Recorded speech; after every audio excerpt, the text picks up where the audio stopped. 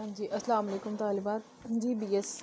आज हम इंशाअल्लाह ताला ये जो चिराग तले में हम पढ़ रहे हैं जुनून लतीफ़ा मुश्ताक़ अहमद यूसुफ़ी का, आज हम उसको ख़त्म करेंगे।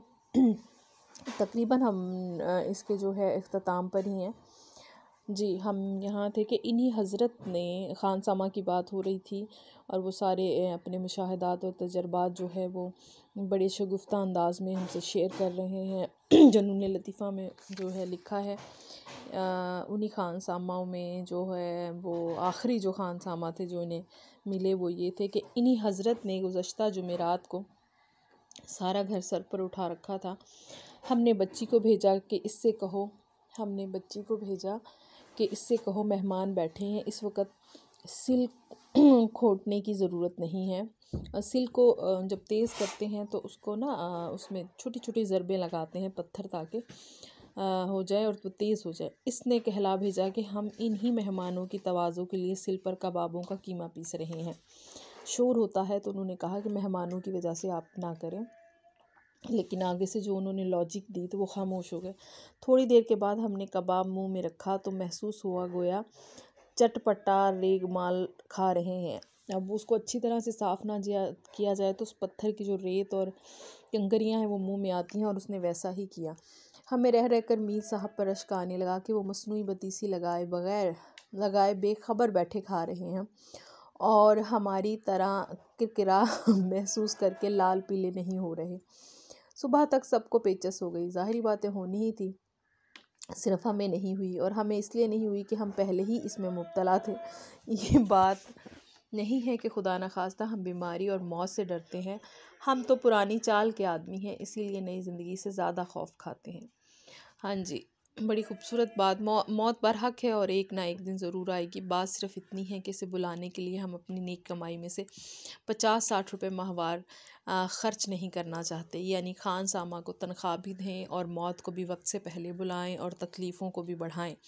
हमें किसी मर्ज़ नाशनास हकीम के हाथों मरने पर भी चंदा एतराज़ ना होगा, लेकिन हम किसी सूरत ख़ानसामा को बिलअक्सात रूह कब्ज़ करने का इख्तियार नहीं देना चाहते। ये सिर्फ़ हकीम या डॉक्टरों का हक़ है। हाँ जी, यहाँ पर तीनों पेशों को उन्होंने तंज़ का निशाना बनाया कि ऐसा हकीम जो ना जानता हो, यानी नीम हकीम हो, उसके हाथों तो हम मर सकते हैं, या कोई डॉक्टर हमारी जान ले चलें, उसका तो हक़ बनता है कि उसी पेशे से मुंसलिक है। लेकिन ख़ानसामा किस्तों में रूह को कब्ज़ करे, मैं इसकी इजाज़त नहीं दूँगा। यानी उसके ज़ायके, बेहतियाती और उन सारी चीज़ों की बात कर रहा है। बीमारी का जिक्र चल निकला तो इस कवि हैक्कल ख़ानसामा का किस्सा भी सुन लीजिए। यानी जो ज़रा जिसामत में भारी है उनकी बात कर रहे हैं, जिसको हम सब आगा कहा करते थे। आगा इसलिए कहा करते थे कि वो सचमुच का आगा थे। इनका ख्याल आते ही मैदे में बेताबियाँ सी उजल उठती हैं। तादमे विदा इनके खाना पकाने और खाने का अंदाज़ वही रहा जो मुलाजमत से पहले हींग बेचने का होता था। यानी शुरू से आखिर तक वही रहा, और यानी डरा धमका कर इसकी खूबियाँ मनवा लेते थे। बिला मुँह सुबह नाश्ते के वक्त बाद सोकर उठते थे। कुछ दिन हमने सुबह तड़के जगाने की कोशिश की, लेकिन जब उन्होंने नींद की आड़ में हाथापाई करने की कोशिश की तो हमने भी उनकी सलाह का ख्याल तर्क कर दिया। इससे कत नज़र कि वो काफ़ी ताबेदार थे। ताबेदार से हमारी मुराद है कि कभी वो पूछते कि चाय लाऊं, और हम तकल्लुफ़न कहते कि जी चाहे तो ले आओ वरना नहीं, तो कभी वाक़ई ले आते और कभी नहीं भी लाते थे। जिस दिन से उन्होंने बावर्ची खाना संभाला, घर में हकीम डॉक्टरों की रेल पेल होने लगी। यूं भी उनका पका हुआ खाना देखकर सर अपना पीटने को जी जाता था। अपना इसलिए कि हालांकि हम सभी इनके खानों से आजिज़ थे, लेकिन किसी की समझ में नहीं आता था कि इनको क्यों कर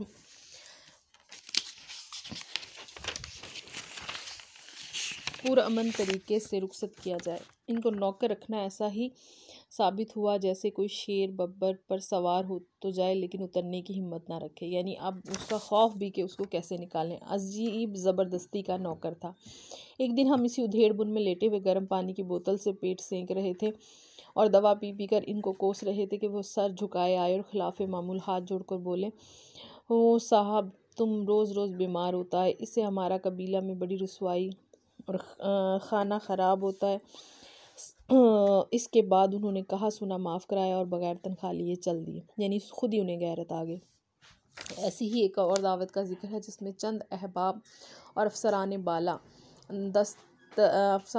दस्त मदू थे। यानी अफसर आए हुए थे। नए ख़ानसामा ने जो कोरमा पकाया इसमें शोरबे का ये आलम था कि नाक पकड़ के गोता लगाएं तो शायद कोई बोटी हाथ आ, यानी शोरबा ज़्यादा था, बोटी कहीं इक्का दुक्का नज़र आ रही थी, साफ छिपती भी नहीं, सामने आती भी नहीं, ये वाली हालत थी। और गनीमत था कि मेहमानों के मुंह में पहुंचने के बाद गालिब के अल्फाज में ये कैफियत थी कि खींचता है जिस कदर इतनी ही खींचती जाए है, यानी गली नहीं हुई थी बिल्कुल भी, और जिस कदर उसको तोड़ने की कोशिश की थी वो खिंचाती थी। दौरान ज़ियाफ़त अहबाब ने बकमाल संजीदगी मशवरा दिया कि रेफ्रिजरेटर ख़रीद लो, रोज़ रोज़ की झकझक से निजात मिल जाएगी, बस एक दिन लजीज खाना पकवा लो और हफ्ते भर ठाठ से खाओ और खिलाओ। किस्तों पर रेफ्रिजरेटर ख़रीदने के बाद हमें वाकई बड़ा फ़र्क महसूस हुआ, और वो फ़र्क ये कि पहले जो बदमज़ा खाना सिर्फ एक दिन का वक्त मिलता था, अब उसे पूरा हफ्ता खाना पड़ता था। हाँ जी, हमने इस अज़ाब मुसलसल की शिकायत की तो वही अहबाब तलकीन फरमाने लगे, जब खर्च किया है सब्र भी कर, इसमें तो यही कुछ होता है। कल फिर मिर्ज़ा से अपनी गुनागुह मुश्किलात का जिक्र किया तो कहने लगे, ये उलझने आपने अपने चटोरपन से खामखा पैदा कर रखी हैं, वरना सादा गज़ा और आला ख़यालात से ये मसला कभी का खुद ब खुद हल हो गया होता। यही आईने कुदरत है और यही आज़ाद तहज़ीब के असास भी। आपने मौलवी इस्माइल मेरठी का वो पाकीज़ा शेर नहीं पढ़ा, मिले खुश्क रोटी जो आज़ाद रहकर तो वो खौफ व लज्जत के हलवे से बेहतर, यानी खान सामा को रख कर ख़ुद ही तुमने वो पाल रखा है, अदरवाइज़ जो घर में पका है ख़ुद जो पकाओगे वही खा लो। अर्ज़ किया, मुझे किसी के आज़ाद रहने पर खा वो शायर ही क्यों ना हो कोई एतराज़ नहीं, लेकिन शेर में मुझे अरसे से ये एतराज़ है कि इसमें आज़ादी से ज़्यादा खुश्क रोटी की तारीफ़ी की है।